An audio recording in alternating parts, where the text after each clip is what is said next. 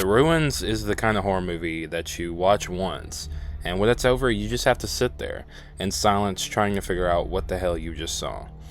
It's one of the most intense horror movies I've ever seen. When I think back on it, specific scenes come to mind, and I start to feel uncomfortable. That's a perfect word for this whole movie. It's just an uncomfortable watch. I saw this as a kid, just something my mom was watching, and I tuned in for a while. After I left, I just kept thinking, what the fuck was that? When I watched it for myself, when I was a little bit older, I felt exactly the same. You see, this movie is one of those where normal people get put into impossible situations, and you slowly get to watch them unravel. Those movies always tend to be like the best and the most uncomfortable. This one has a group of friends on vacation in Mexico. They hear from a guy at the resort that his brother traveled to a Mayan temple. He says he's going to go see his brother, who left with an archaeologist for a few days, but he still hasn't returned yet. They hear this temple is off the guidebooks, and they agree to go. That way they can get to experience some culture while they're down here. Well, what do you guys think? Ancient Mayan temple off the beaten path? I want to go. I'm in. After a long hike, they arrive, and things go wrong immediately. The locals are angry, and they don't know why. Things get heated, and one of their group gets too close to the temple, and everything goes to hell. They get brutally killed, and they're forced up the stairs to the temple that's covered with these plants. That's where the horror begins. They realize that they have no signal up here, and that they're being surrounded on every side.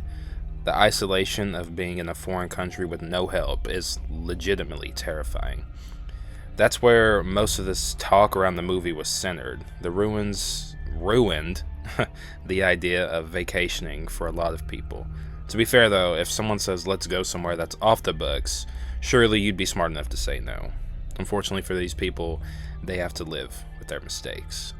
In the middle of the temple is a hole, and coming from the hole is a ringing.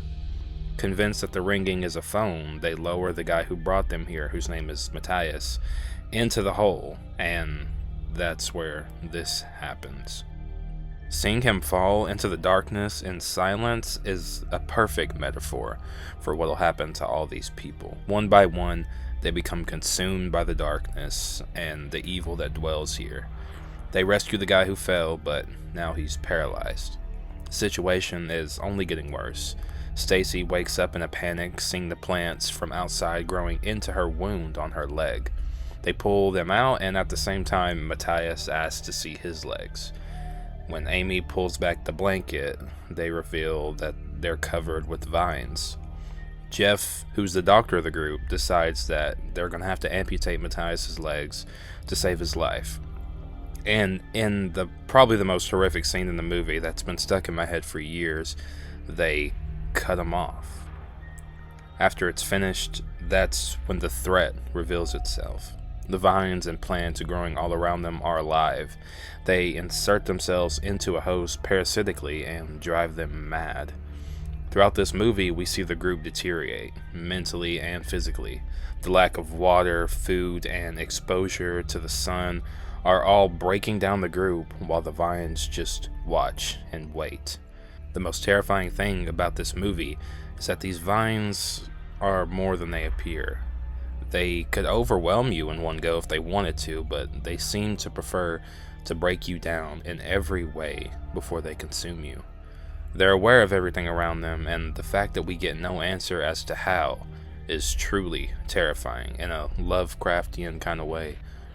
All the characters begin to be affected until they die, one by one.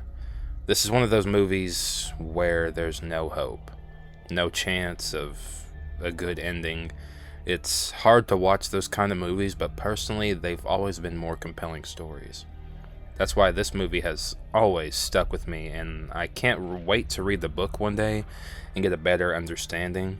The thing about this movie is that constantly throughout, the characters keep assuming to themselves that they'll make it out and they'll be okay. But that day will never come. They are unremarkable people who've just been added to the death toll.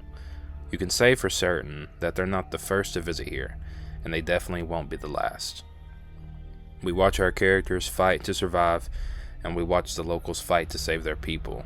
If they don't quarantine these people, then the plants will infect everyone and grow out of control. But unfortunately, no one wins this battle. This movie shows that nature will always take its course, and we're powerless against it. The through line of hopelessness permeates through the whole movie, and this is a cautionary tale about staying on the path. So, for God's sakes, learn something from movies and never venture into uncharted territory. You never know what could be out there. So, if you've never seen this movie, I think you should. Experience it just once, at least, and it'll probably become a favorite for you. I know it's crazy to say it might become a favorite, but it truly is a really compelling watch. It's gritty and uncomfortable in the best ways a horror movie should be, and it's extremely underrated. Go watch it if you haven't. If you do, I hope you enjoy.